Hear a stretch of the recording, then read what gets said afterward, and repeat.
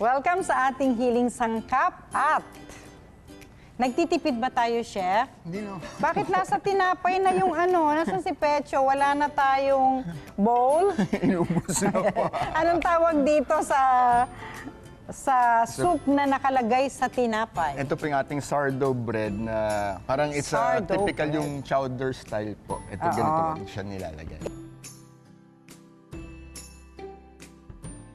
Welcome po sa ating Healing Sangkap at masarap na lutuin ang ating ihanda para sa mga chikiting na may dermatitis. Ang recipe natin ngayon ay punong-puno ng calcium para tumibay ang mga buto, ngipin, balat, buhok at kuko. Ang star ingredients natin syempre ay ang keso. At ang tawag po sa ating Healing Sangkap ngayon ay ang Keso Wrap Cheese Chowder.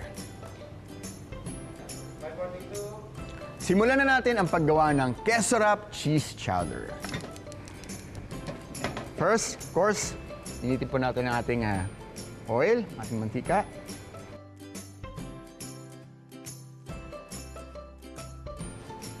Okay, first, yung ating onions.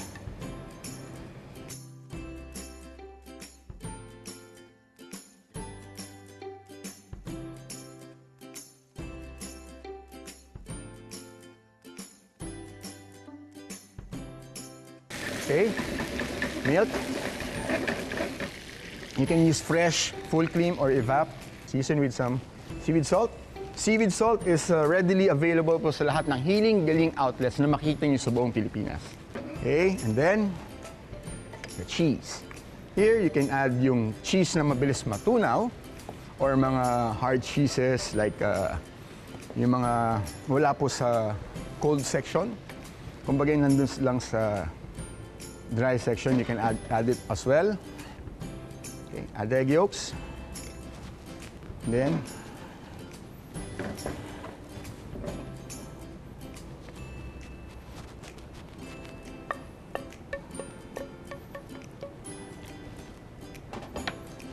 cover it again with some grated cheese.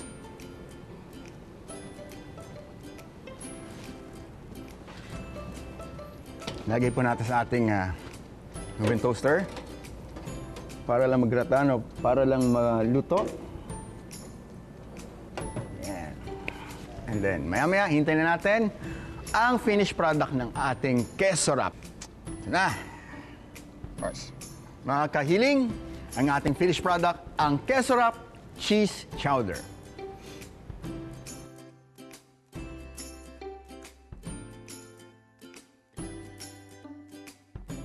Itong klase ng tinapay na to ay hindi nababasa. Hindi na po. Kahit lagyan mo ng soup sa ibabaw. Matigas po kasi yung kanyang crust. Ayun, matigas ang crust. At balita ko ay calcium overload ito. Yes po, Dr. Dahil Totoo sa ba? cheese po na ginamit natin, ang ating star ingredient ay ang Keso Wrap. Ang dami nga, may grated cheese. Opo, grated cheese. po. Bukod dun sa na-liquefy na cheese. Yes po, Dr. Pero magkaibang klaseng cheese yon. Opo. May cheese po na mabilis matunaw at may cheese na yung... Quick melt na cheese pinagsama mo. Pinagsama At po. saka yung parang may spaghetti keso. Opo. Di ba sa... Ito nga po ay maganda para sa episode natin. Yes po. 'Di ba? Dahil ang ating punchikiting na panauhin ay nagkaproblema sa nagkatuklap-tuklap na kuko. At pag kuko ang pinag-uusapan, kailangan po ay calcium-rich food. Opo. Tinikman mo ba yung luto mo? Masyado siyang Tikman ko, creamy. Opo. No? Diba? Harap. At saka, hindi yung sarap. Pwede rin naman kasama yung crust ng tinapay, Opo. di ba? Para may contrast yung kanilang texture, Opo, di ba?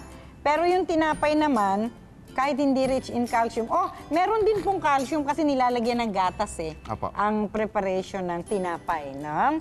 Ayan. Sa isang po, tao Doktora. lang sa isang tao lang ba yan? Kasi lang po sa for the whole family. Whole Magtuto po. family, Pero ang po liit lang sa- yan. Pang-duwending pamilya yon. Siguro, pwede ng pang 2 tao. Pero Apo. pag si chef, kanya lang to, palagay ko kulang pa. Malinamnam po yung kombinasyon ng mga keso na ito, Opo. no? Tapos yung grated cheese pa ay nagbigay ng texture, di ba? Marunong po. na ako mag-comment ngayon, chef, ah. Pero, may tanong. Yes po, doktora. Sagutin mo. Hi, Chef. Ano po ba ang pwedeng pang-substitute sa cheese grater? Salamat po. Kung walang diba? grater, pwede pong gumamit ng fork or yung tinidor. Parang kakayurin po. isa-scrape mo ng tinidor. Scrape po. Or pwede rin yung malinis sa kamay, parang ipipira-person Ay, mas mabilis yon. Yung gaganunin mo kaagad ng malinis na kamay, so magkakadurog-durog. Opo, Kaya lang, iba yung texture nun. Iba hindi, po. hindi mukhang grated. Opo, kumbaga para siyang crumbled na ano po. Yun. But just the same, pwede nyo pong ihalo. No? Opo. Pwede rin palaman sa tinapay yung ganung texture Yes eh, po. para nalalasahan nyo. Pero mas maganda po, bumili kayo ng grater. Para walang problema, di ba? Doktora. At maraming paalala si Chef Tristan sa atin. Of course, we do have our social media account. You can follow us sa ating Instagram account, ang Wellness Chef HG. At meron din po tayong Facebook, ang Hiling Galing Official. Of course, we do have ang website, ang hilinggaling.ph. Ayan. Kaya, Nauna na hindi doktora. makapagsalita. At pasasalamatan natin, Opo, doktora, pasalamat ang po ating niyo. kapatid na si Miss Sally Ocampo. Nalalamangan ako ng isa dito. ng Deche Chloe Trading para po sa aming mga healing halaman dito sa set. Thank you very much, Miss Sally. Pasya. Magbabalik pa po ang Healing Galing sa TV. O tingnan mo, sabi ko sa'yo, huwag kang masyadong kakain yan. Malaki ka na kasi. Ako na lang ang kailangan nito. Maliit pa kasi ko. Kailangan ko ng calcium. Kasama ko na po ngayon si Keisha Gwen Alipala at ang kanyang mami na si Jinky Alipala. Happy healing morning! Kondisyon na kahirap sa kukong may karamdaman, kagalingan ang nakamit sa natural na pamamaraan. Abangan ang istorya sa pagbabalik ng Hiling Galing sa TV, Year 2.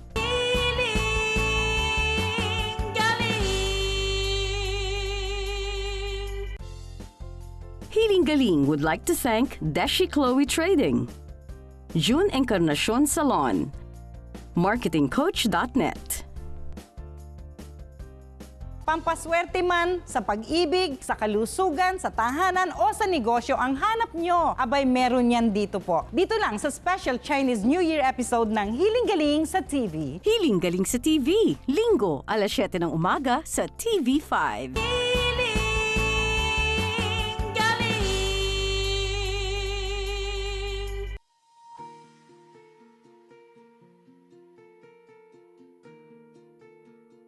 Kasama ko na po ngayon si Keisha Gwen Alipala at ang kanyang mami na si Jinky Alipala. Happy healing morning! Happy healing morning po sa lahat.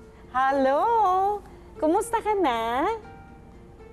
Magaling na Ayan. po. Tingnan ko nga kung magaling na yung kamay. Wow! Yung kabila. Ay, ang ganda. Sa kabila, gano'n.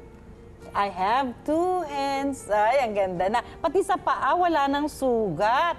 Naku, mga kapatid, ito pong si Keisha, no? Medyo matagal na panahon na nag-suffer from dermatitis. At ang problema po, bukod sa pagsusugat-sugat ng kanyang paa at kamay, ay nadali ang kuko, no?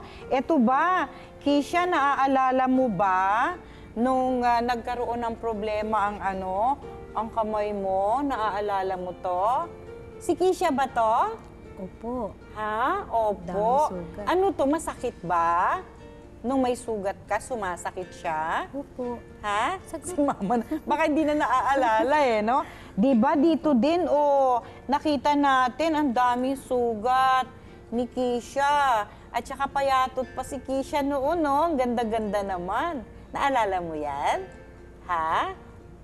Sino to? Sino to? Ikaw, okay. Madaming sugat dati. Ngayon wala na. Ha? Okay. Naku, kwentuhan mo kami, Mami Jinky, kung paano nagsimula yung dermatitis condition kay Keisha. Dati po, last year, nagsimula yung sa eyes niya. Tapos nung... Ano nangyari sa mata? Na ganon din po. Palibot ng mata, nagkasugat? Opo, nagkasugat po. Pero saglit na lang po yun. Then, Pero hindi natin nakuha ng picture opo. yun, ano? Tapos Okay. nagkaano siya sa mouth naman. After ng eyes niya, sa mouth naman siya. So, dermatitis sa mata, gumaling, tapos Opo. dermatitis sa palibot ng bibig. Opo. Okay. Gumaling na po yun. Kinonfirm ng kanyang doktor na dermatitis Opo, condition dermatitis, yun. opo. Alright. So gumagaling, pero parang lumilipat. Opo, nung gumaling na po yung sa eyes niya at saka sa mouth niya, ang matindi po, lumipat talaga siya sa kuko. Una-una po sa kuko siya. Sa kuko muna. Opo, sa kuko muna siya. Mismong kuko ba Opo. ang tinamaan? Una, gilid ng mga kuko po siya. Alright. Una, naging Nakita mong tubig-tubig siya. nagtubig-tubig. Opo, nagtubig siya. Tapos nung nagtubig siya dito, hindi pa siya pumutok. Mayroon na agad sa may palad, nagtubig na rin po. Pero hindi pa po siya na-open. After 2 weeks, naging nana po siya. Nagnana, ang Opo, buong kamay. Buong kamay. Hanggang ito, umikot na po siya. Sobrang kati, hindi na siya makatulog. Tapos, abang breastfeed kasi siya, kung kumakain ako ng bagoong, mga malalangsa. yun. Kaya kahit hindi talaga siya gumagaling. Natutunan mo yan sa Healing Galing. Opo. Pero that time, last year ito nangyari, Opo, last di ba? year po. Na hindi mo pa alam, sige ang pagpapa-breastfeed mo kay Keisha, kaya tuloy-tuloy naman ang pagtubo Opo. ng sugat, hindi nawawala. Hindi po Kahit na nawawala. binigyan ka ng derma niya ng mga ointment, ano pa Opo. binigay na gamot?